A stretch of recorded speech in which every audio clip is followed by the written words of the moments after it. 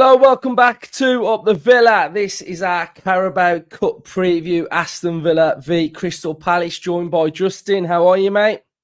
I'm very good, thank you, Luke.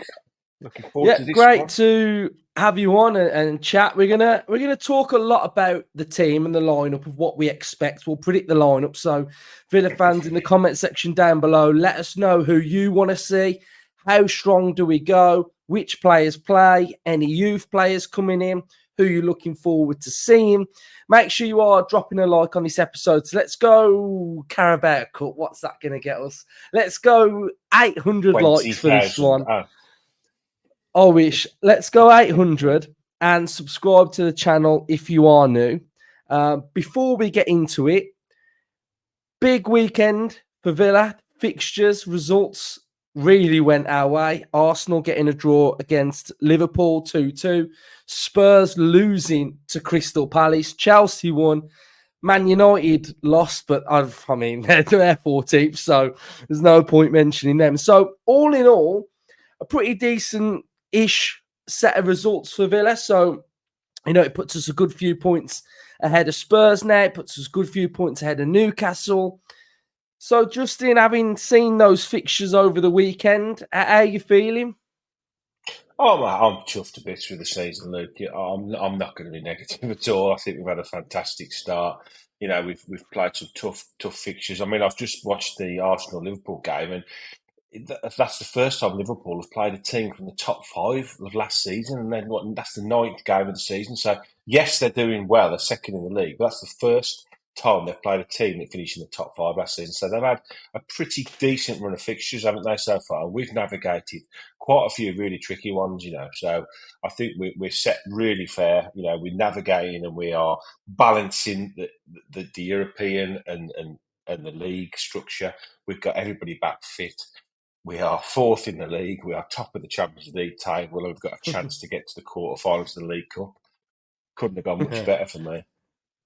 I know, it's just mad when you start reeling all that off, you start thinking, it Mm. don't sound right, does it? But it is right. And I think, over the course of a season, we probably are going to have a couple of results that I think every team will look back on. It's like saying that we could look back at the weekend and that them 2 points could have put us there. But Arsenal could look at that and go, if they'd have beat Bournemouth, then they'd have got 3 more points. And all these teams over the course of a season, I think every team can look back and go, we could have, if we would have won this, we'd have been here. But I think every team will have it. And I think the big thing for Villa is that we're still right up there.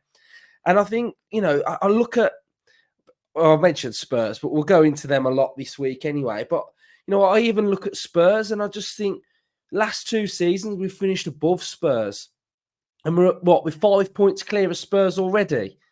So Mm. going into that game at the weekend, if we beat Spurs, that gap's huge already. So it just shows how well we're actually doing, and we're in such a good place. And we have had to adapt to the Champions League, and I imagine we'll adapt even further. And some of the performances will probably get wins after the back of Champions League games. But all in all, really good weekend to see some of our teams that are in and around us dropping points. Then so.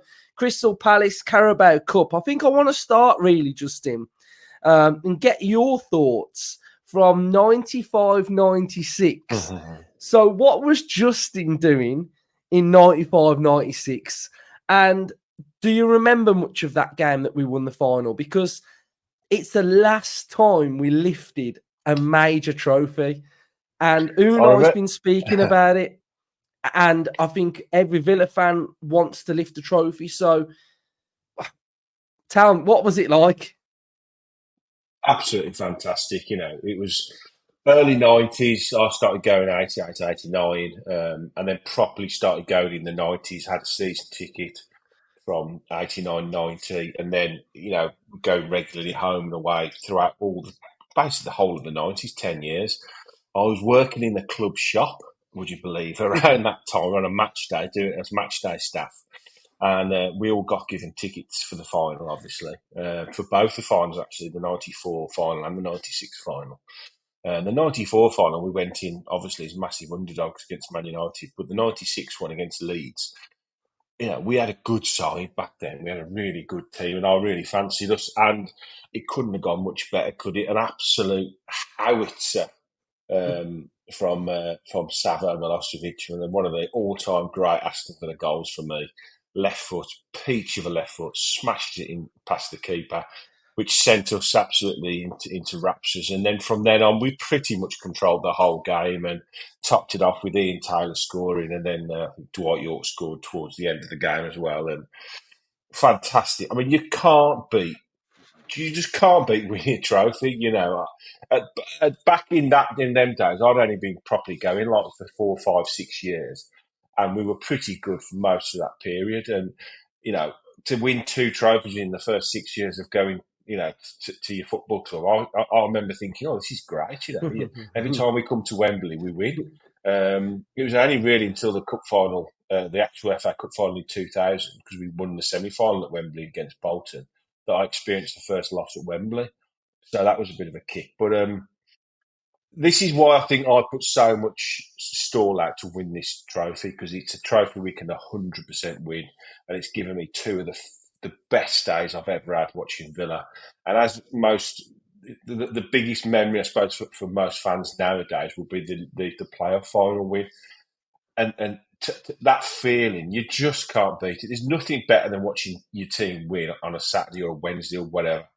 But knowing if you win that game, you're going to be collecting a trophy, and then the next hour after it, they're going to run around the pitch, and it's just amazing, And again, back in them days, you had like shooter match magazines, and they'd have 2-page pull-outs of the team on it, and I just stuck them all over my walls. And happy times, really happy times. And trophies for me is what football's all about, and that's where Villa should now be 100% putting trophies. It is more than long enough since we have won a trophy, so now it's time to put that right. Yeah, I mean, when you're saying that you started going at, around 89, 19, you win those 2 trophies, and then it's been however many years since we last won one. I imagine that at the time you would have been really buzzing that you'd won the trophy, but we were quite used to winning something, as we'd won the League Cup previously. Years before, yeah. So 96 was a bit like, oh yes, we've won another one.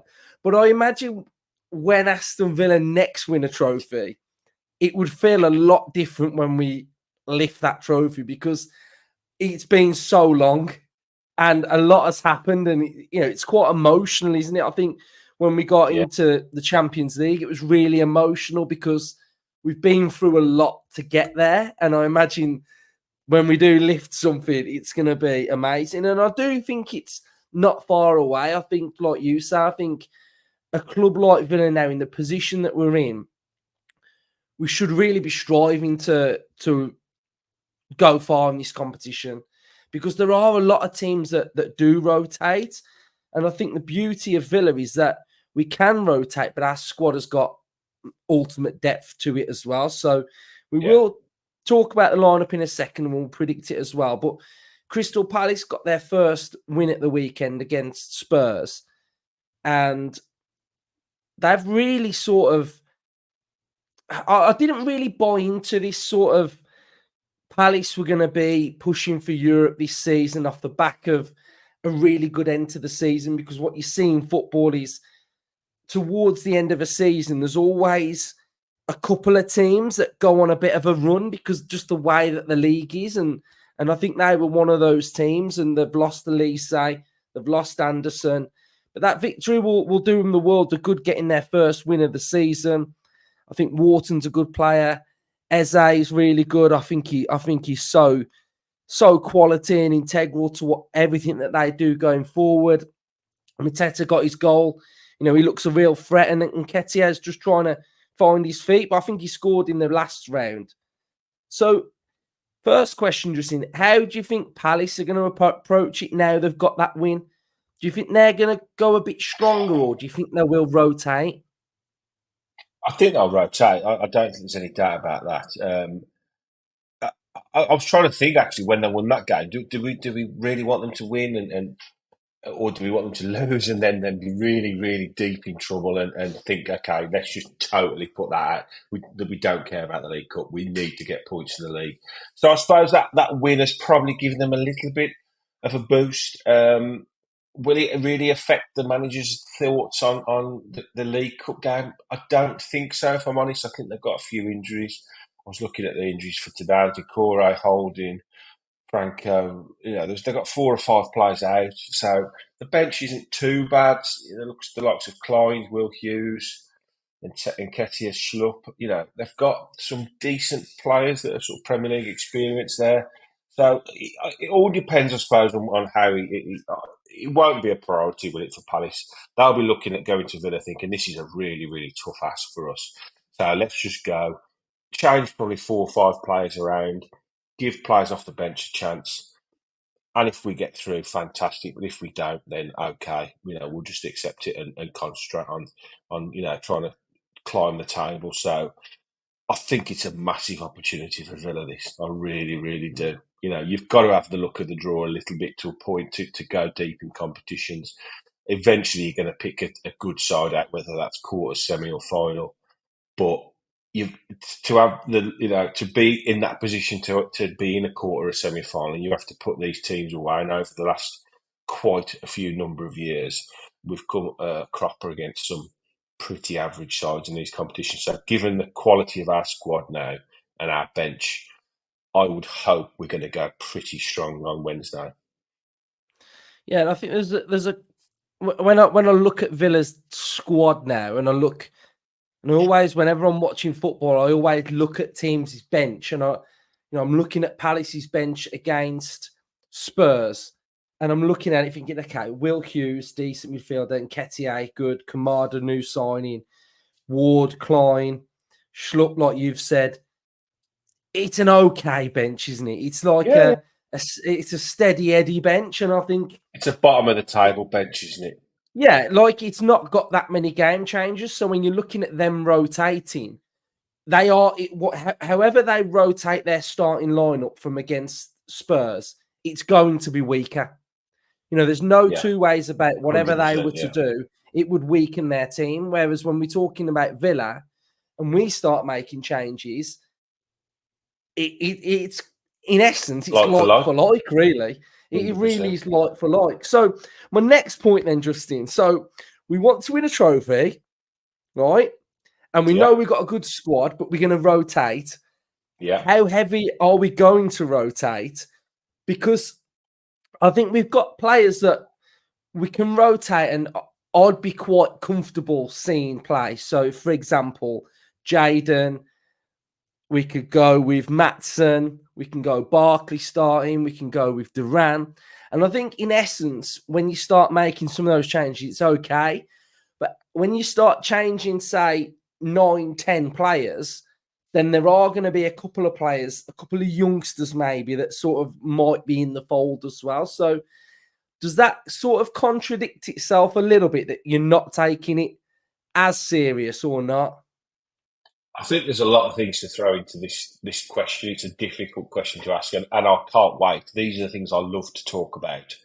And then when that team news drops, you go, "Oh, got that right, got that right." Is my thought process the same as the manager? And he's such a genius; it's so hard to second guess him. But for me, he has said he wants to win a trophy with Aston Villa. Now, being totally, totally honest, are we going to win the Premier League? No. Are we going to win the Champions League? Probably not. But who knows? You never know. FA Cup and League Cup are our 2 huge opportunities to really, and the fact that we are 1 game away from the quarterfinals, I really hope he sees this as the chance to go and win the trophy and to win that first one. So, based on that, and the fact our squad is so strong currently with injuries, no injuries, and then you throw into the other mixes, he has thrown a few of the better kids in the recent rounds.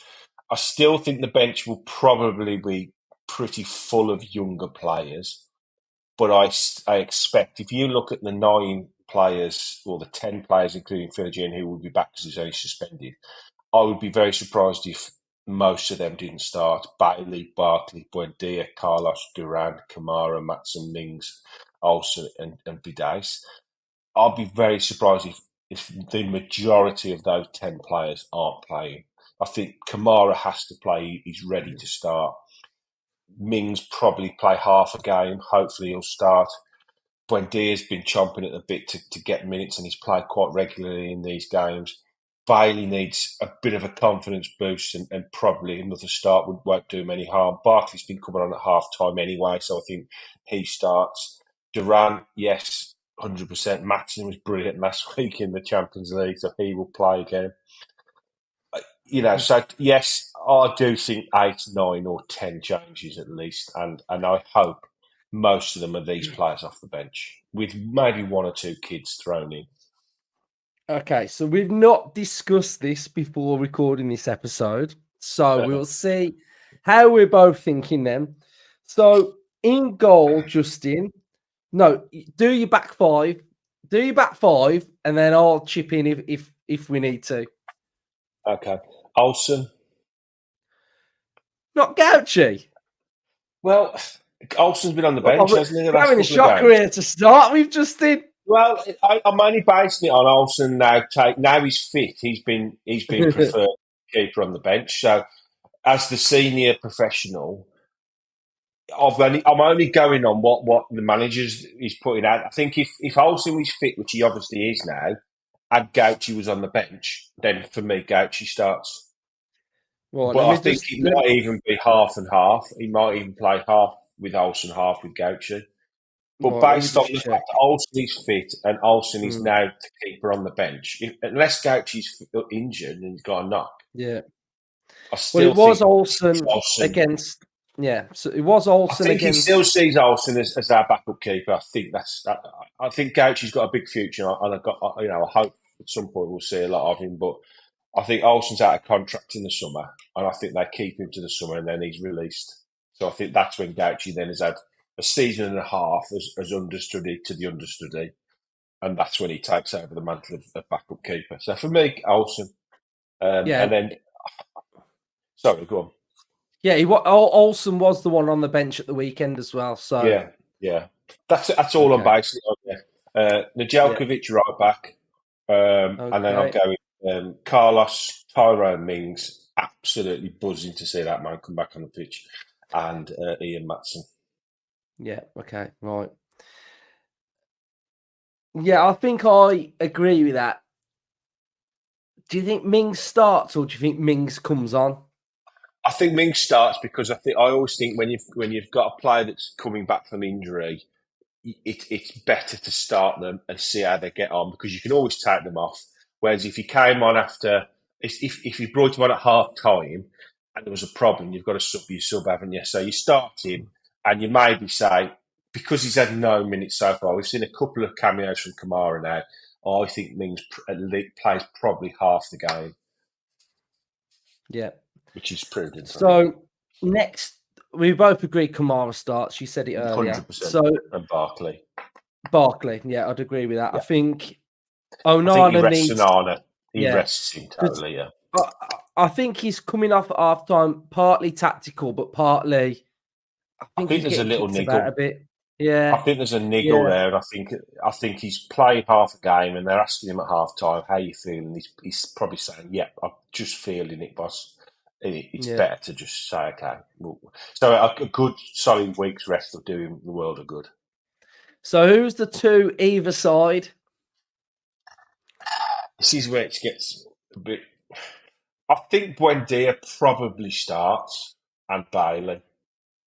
Now, where do you play Buendia? We've had this debate. Yeah. It's going to be there, though, isn't it, surely? You would think in the 10, yeah. You would say in the 10, then Bailey on the right. Yeah. And then Duran up top. Yeah. See, I think... Philogene. Yeah, I agree. I think he'll put Jayden on the left. Yeah. And I think it'll be Duran up top. Because I think against Bayern Munich, we saw Jayden kept switching between the two. Yeah. And he was excellent, wasn't he? Yeah, he was, yeah. So there's the whole team. Yeah, there's a couple in here that are definite starters for me. So I'm saying definite starters would be Maatsen, Barkley, Kamara, Jaden, Buendia, Carlos, yes. Duran. Bailey, I'm a bit like... It's a tough one, isn't it, with Bailey? Is he going to put McGinn there? Like, I don't know whether he might put McGinn there. That would be my only other thing. But I think, yeah. Well, he's got two ways of going. This is either going to happen, he'll change the whole team because this is a fit 11 that are chomping at the bit to play. And then he puts the sort of the McGinns, the Watkinses, the Tielemans, Konsa, Pau on the bench and says, okay, if it does go wrong, we can sort of do the reverse of what happens in the Premier League and we can put the other players back on to try and help us out a bit. Or he goes very youth orientated on the bench with only one or two of the senior pros on. I can probably see him more going that way because I think he likes to give the kids the chance. So I think maybe you might see Watkins, McGinn, and maybe Konsa or Cash on the bench as a bit of a sort of mature, experienced backup in case we need them. But then if things go okay, the rest of the bench will be made up of probably Gauchi and then a load of young kids who have done pretty well, for us when they've played, like Bogard and, players like that. Yeah, so I think we'll be pretty much there or thereabouts with that, as the saying goes. Barring a couple, you could probably move around a little bit. He might surprise us and keep one or two of the seniors in. Not seniors because we've been saying all along, it's a squad game. One or two of the regular starters, shall we say? He might retain one or two of the regular starters with a view to just playing them for 45. But I think at least 8 changes for me. I think at least. Yeah, I'd say so too. I also think he didn't play Carlos at the weekend, did he? And I think we might go on Sunday to Spurs with concert right back, Carlos and Pau. I think so, yeah. The other thing there is could Cash play because he might not play at the weekend, or possibly, Carlos or not Bogard. play because, so I think it could probably be something a little bit like that. But Unai, he'll have a plan. So what do you think the crowd's going to be like? Because, these type of games, sometimes they get a bit flat, don't they? I think the pricing has been.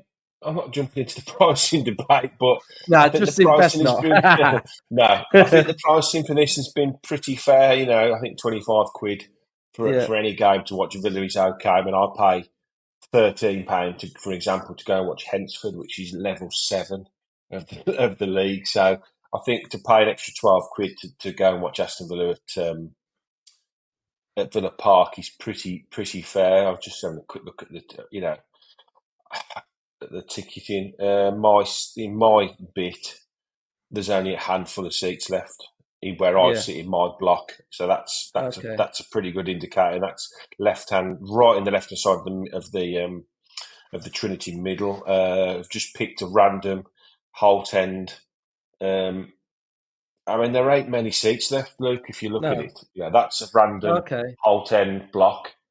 Yeah. So that's pretty good, that is, I think. There's a handful of seats left, and I think you'll probably see a decent walk-up, because a lot of people probably make a decision late on. Probably a lot of people thinking, I'm not going to bother. There's a lot of games this month. Champions League, I'm going to prioritise Champions League. Fair, absolutely fair. Money is tight for a lot of people, and you've got to basically look at where you can spend your money. But I think once a few people wake up on Wednesday morning and think, actually, they're playing tonight, I'm going to go. So I think we're not going to see that many empty seats, I don't think. No, definitely. And just taking a look at the draw and what's left, there's obviously, if we get through, so, hopefully we get through, you're looking at Southampton v. Shall we call it? Go on then. Right, let's go for it. You've got to fancy Southampton, haven't you? Yeah, but what I always think about the League Cup, there's always a team that's in the relegation battle that always goes deep. Always. So let's say Palace aren't that team anymore because they've got that win. So, you're going Southampton, aren't you? Yeah. They play good football at home. They'll probably win that game. There's always one or two Brentford, surprises as well. yeah. Brentford, Sheffield Wednesday. You That'll don't be fancy close, that Brentford. will. But Yeah. Brentford at Sheffield's home, been okay, but Brentford. yeah. So Brentford, I actually fancy Brighton might pull off a bit of a surprise there, yeah, because I think same. Liverpool will go with kids. Yeah, same. I'd go Brighton. Arsenal, You got to think Arsenal, yeah, there. yeah. And then you've got Easy the one bottom of there, the Leicester. table. The bottom of the Easy one there, table Leicester. clash. Two teams fighting for their lives. So Two struggling flip, teams there, yeah. flip of a coin, isn't it? Really? It doesn't matter who gets through against there, they're both shit, so it doesn't Nah, matter. yeah. So I'll take any of them. Oh, this We'll is a say big one. Leicester. No, we'll say United. Let's say United. Yeah, Yeah, this is a tough one because they've just played, haven't they? yeah. But you go Chelsea. I mean, Chelsea's bench is a joke. It is, it is. But I tell you what, I was quite impressed with Newcastle today. I thought they did Really? really well at Chelsea. I did, yeah. I watched quite a lot of that game, and I thought they did really well. There was a time when I thought they were going to get overrun. You know, Chelsea are. We didn't when we did the preview in the summer. One of the teams we said we just haven't got a clue how it's going to go because it's such a mad place, Chelsea. But I always felt with the players they had on the books, if he could jettison the ones he didn't want, which looked brutal in the summer, the way he just dismissed half the squad and they're just training God knows where. But he's managed to galvanise a decent 20 players there and they look a real threat. But I think at home, Newcastle could, because they haven't won a trophy for a very, very long time. So I'd fancy Newcastle there. Yeah, You're I'll not probably having it. disagree with you. No, I All think right. I don't know. Yeah, Only because of home advantage. I actually think it might be a draw, so it'll go to pens, won't it? So, And yes. then it's anybody's, isn't it? Villa Palace, And you then got to go Villa, haven't you? Villa, yeah. And that's a Yeah, tough one. The last one, Tottenham City. yeah, that could go Because either City will way. probably play kids, yeah, and Tottenham Yeah, might go reasonably strong. So yeah, you could definitely see Spurs causing an upset. yeah, They'd still have to play very well though. yeah. For But who the we're thing saying about there, the thing about that one is, I'd look at that and I'd go, oh, that's a good chance for Tottenham as well. But I think yeah, because they're in Europe as well, so it's not like they're going to go strong and City will go weak. I think and then Spurs will go a they've bit got us weaker at the as well. weekend, haven't they? Yeah. Yeah. So I mean, my head says City, so we'll just stick with City. yeah, yeah. So that leaves us So with right. This is the quarterfinal lineup according yeah, to us. Southampton, Brentford, Brighton, Arsenal, Man United. I'm going to go with Chelsea because you fancy them. yeah, Chelsea, Villa, City. So you've still got the likes of Arsenal, Chelsea, and City in that 8. But then, yeah, if the draw goes kindly, Arsenal could easily play City. And then, yeah, we could play, say, I don't know, Brentford or Brighton or Southampton at home. So there's a chance, there's a real chance, a lot of ifs, buts, and maybes there. But mm, one or two surprises or small shocks, one or two of the sort of Arsenal or City goes out, and it really opens up. And I'd be devastated to get to the end of the night on Wednesday and get sort of just like 1-0 loss or something or penalties, and then go home and see Arsenal and City have got knocked out, because I think that would have really annoyed me. yeah. The worst is like if you go out and you check the thing and it go Crystal Palace are at home to Southampton, you'd be like, And then the draw, and then the oh draw no, opens up, yeah. You so think, it's God, so fuming. yeah. So So it I is think we've got to take it seriously. Big game, big game. yeah, and I think when we reflected the other night again with the points, and we were saying that we played really well, and if you look at this season, we've only lost one game. Yeah, We've lost one game in the league. We're unbeaten in Champions League and Carabao Cup anyway. So we're not a team anymore that lose games that often. So we just got to keep going through this period now. And I do think it is a massive game on Sunday because I think we've got a real good opportunity to do some damage against Spurs, because I think Spurs on their day can beat anybody. They play some of the most exciting, fresh football going. But if you take them into a little bit of a place that they don't want to go to, they're not that great. I've seen Brighton do it. I've seen Palace do it. So I think we can do a lot against Spurs. So yeah, that's going to be a tough one. So But we've got to keep this going. squad, this squad allows us to. I would be more than happy to see that team we've picked play on Wednesday night because it's a team full of players who are absolutely want to play for Villa, want to show that they're ready. Players coming back from injury, players that just want to play and show the manager what they can do. So I think it's a huge opportunity. That would then rest the 11 that started on Saturday to play against Spurs. It gives minutes into legs of people that will be on the bench against Spurs. And what I would say to anybody that's watching this or says on social media, I'll be happy just to throw this one away because we've got bigger fish to fry. Tell me that in February when you could be at Wembley watching Aston Villa win a trophy. Yeah, we should now. I think in the past we've been that team that have sometimes had our eye on something else. We've had our eye on trying to just not rotate for the next game, etc.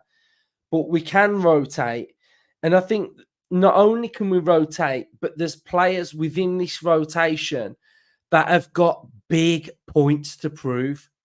Yeah. Jadon, young player, needs to make a name. Buendia, he's not getting Premier League minutes. He needs to put in a massive performance. Mings needs to come back and play well.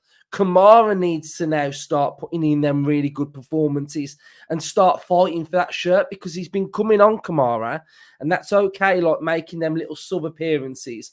But he's not yet there where we start against Spurs and we go, I think I'd start Kamara today. We're not quite there, and we're not going to be there with him yet because he's just coming back from injury. But he's got to build to get to that position where we're like, perfect game. He was class in the middle. Like, he's ready now to start games for Villa, and that's what I want. The players that play, take your opportunity because some of them are being starved of minutes, really. So you're looking at someone like Maatsen a little bit, being starved.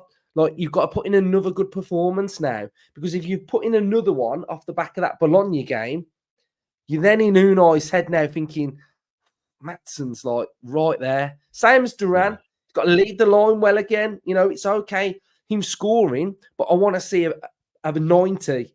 Like, lead the line. You've even got someone like Nedeljkovic who's now a starter for his country. He's a fantastic talent, young kid coming to a new country.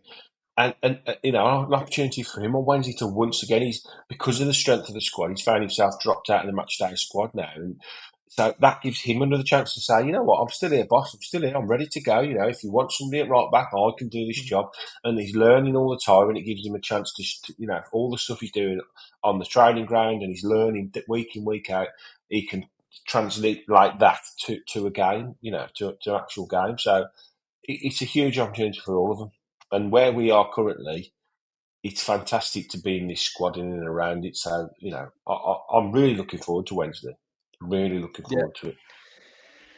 Me too. Right, guys, thank you, everybody that's watched this. Remember, we want 800 likes. We want you to comment your thoughts and subscribe if you've got this far and you don't normally watch us, then you may as well subscribe. So tell us how wrong we've been with our team. Well, I think me and Hannah got the team at the weekend spot on. I think so. Yeah. We're on a bit of a roll now. So we'll go score predictions then. Yeah, so score predictions. What are we going to go with? I'll go. Well, we keep clean sheets in cups, don't we? So I'll go 2-0. What are you going with? I'm going with a bit of a goal fest. Oh, God. 3-2 Villa. Yeah, okay. God, that's going to be an exciting night. Go for it, yeah. Last minute winner. Nedeljkovic with a 30-yarder. Oh, my God. That sounds a horrific night. Justin, you said you were looking forward to it. Great end to the night, that is. No, mate, I just want to go there, chill, and watch us win, and that's it. Go home, get Southampton in the cup. Yeah, quarter-final at home. Yeah, definitely. Right, that's it then. So cheers, everyone. We got loads of content coming this week. So stay tuned for that. Up the Villa. Up there.